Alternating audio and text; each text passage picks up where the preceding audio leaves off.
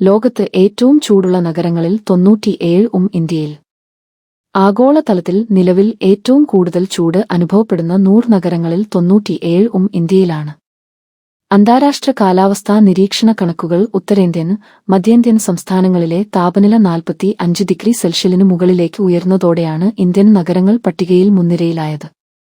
Odisha, Bihar, UP. എന്നീ സംസ്ഥാനങ്ങളിലാണ് രാജ്യത്ത് ഏറ്റവും കൂടുതൽ ചൂട് രേഖപ്പെടുത്തുന്നത്.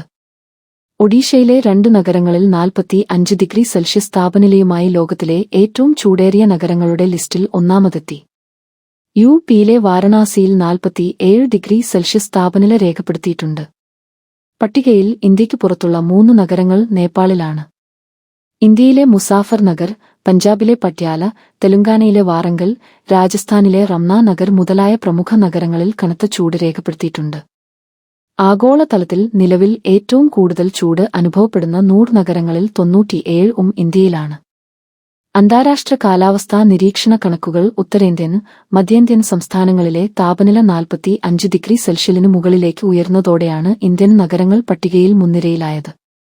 ഒഡീഷ, ബീഹാർ, യു.പി. എന്നീ സംസ്ഥാനങ്ങളിലാണ് രാജ്യത്ത് ഏറ്റവും കൂടുതൽ ചൂട് രേഖപ്പെടുത്തുന്നത്.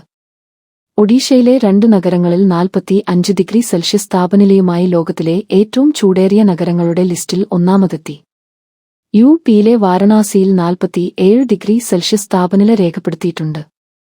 പട്ടികയിൽ ഇന്ത്യയ്ക്ക് പുറത്തുള്ള 3 നഗരങ്ങൾ നേപ്പാളിലാണ്.